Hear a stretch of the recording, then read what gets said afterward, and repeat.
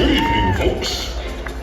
Tonight's performance was brought to you by Wong Productions. Before the encore starts, we will be holding a live press conference. Cory will be taking questions at the front of the stage. Please raise your hand. Prepare your questions for the band.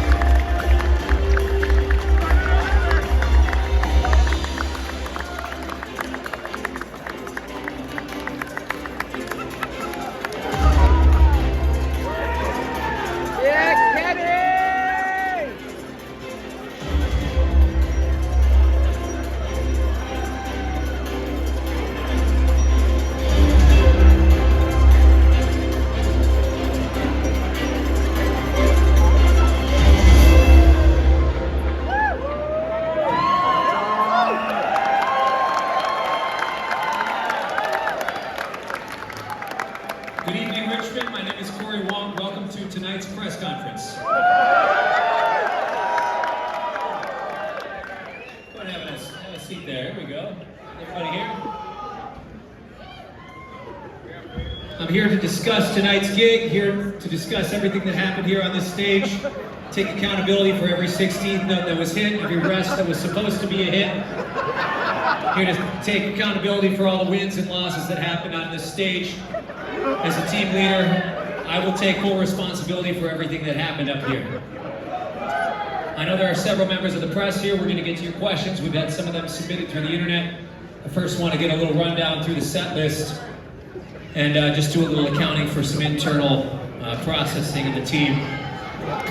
We started out with lunchtime. We did a little slow, the halftime thing. I think that worked this time. This is the kind of the first time that we actually got the ending right.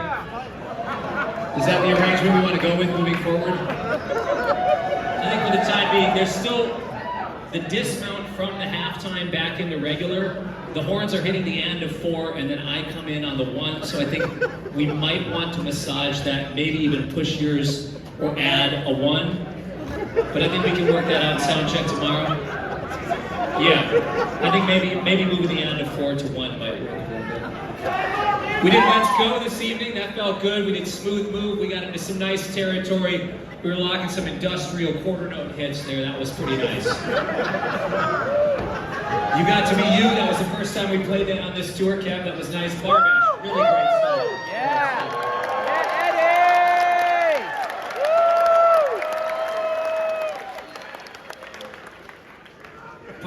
Part of my responsibility as a leader here is to read the crowd and to try to guide you along this journey of an evening. And I tried to go into a ballad after a hype tune, and I tried to get a little bit intimate. And there was some woos going on at the top. I should have read that and gone right into the drum intro rather than the long guitar intro.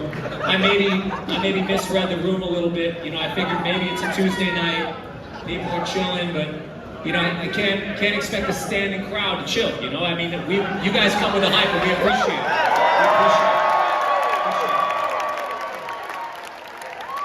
I think that's on me. You know, sometimes a weekday crowd sometimes doesn't bring the energy. Richmond brings the energy.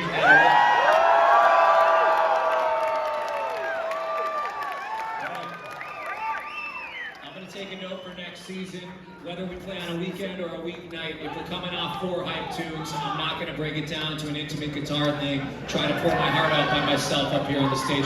I wait till the rest of the band is in, and then I can do it there with a bed of groove to go with it. Truesdale came up and absolutely murdered.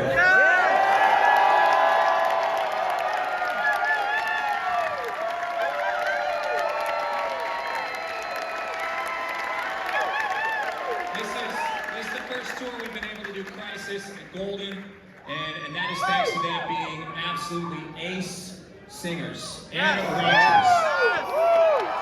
Don't get it twisted, they are great singers.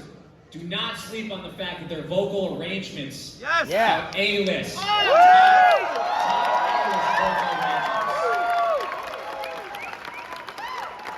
We did the carry-on set, that went well. I think Bluebird always crushes. Yeah. The mini instruments, I'm not gonna lie, I don't think Lily Pad works great for the mini set. It's a little too down tempo. It was great!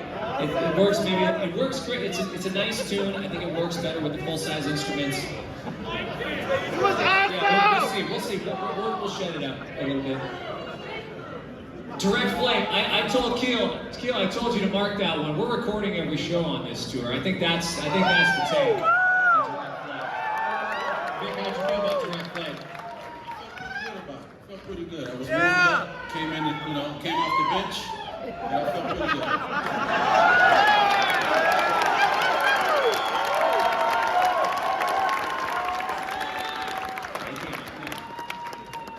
This is the first time we played Feed the Inn live on this tour, and live from last year, so Kenny came out came out for blood for that solo. That was nice.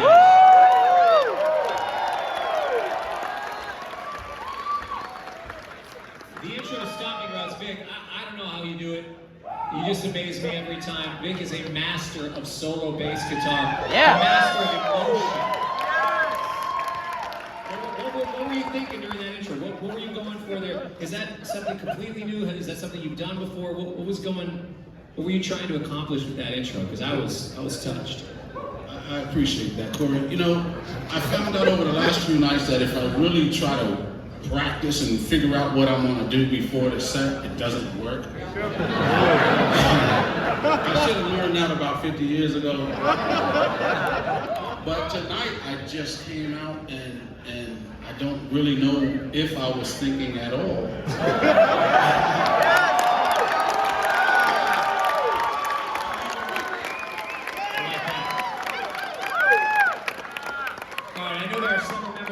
Here this evening. We're going to take your questions. Here's how it's going to work. My tour manager, Cory is right over here, stage right, with a microphone. If you are with the press, please raise your hand, state your name, publication, come at us, no holds barred, ask anybody on this stage anything, just keep it clean. All right, here we go, let's rock. Right here in the green polo shirt. Golf Digest, thanks for being with us. Chuck, I was just wondering if the road crew has a white paint pen for that 9th fret on the small guitar. That's a great question.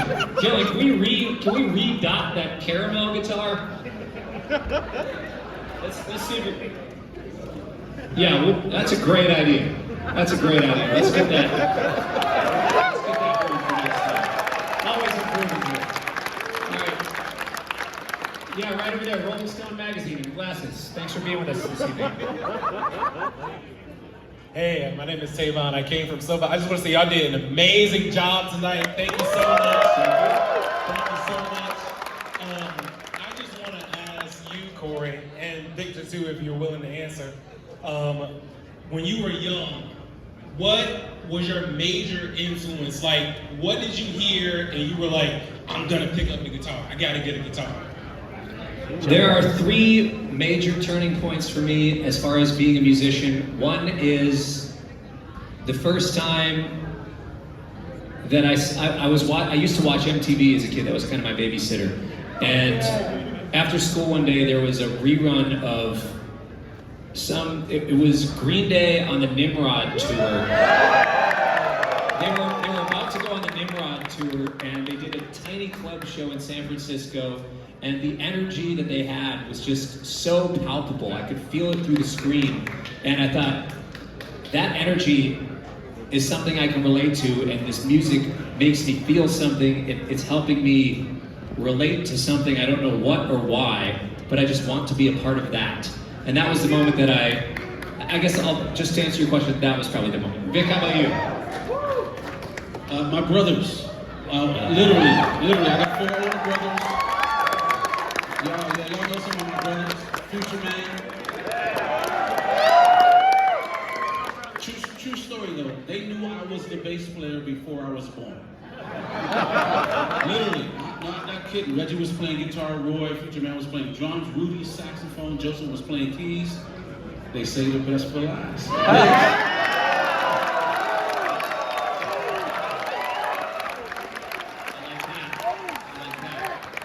Let's take another question right down here in the front. Relics Magazine. Sarah, I'm just wondering, which one of your strings broke? I broke a high E string on my brand new guitar. I've been playing, I'm not gonna lie, I don't change my strings very often. I would normally... No, I like the worn-in strings. I keep my strings, when I'm not on tour, actually, before this tour, I had not changed my strings since the last tour.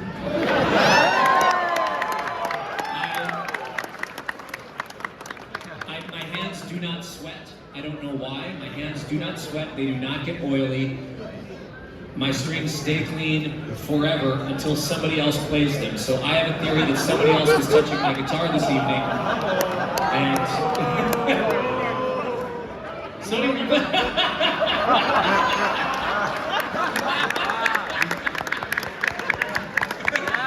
had the jerkins on it. Nice. I'll take another question right here in the Wolf shirt. Yeah. Cory, I'm Greg. Love the show, love the podcast. Thanks. We all want to know, are we going to see Sonny and Victor come together tonight? Yes.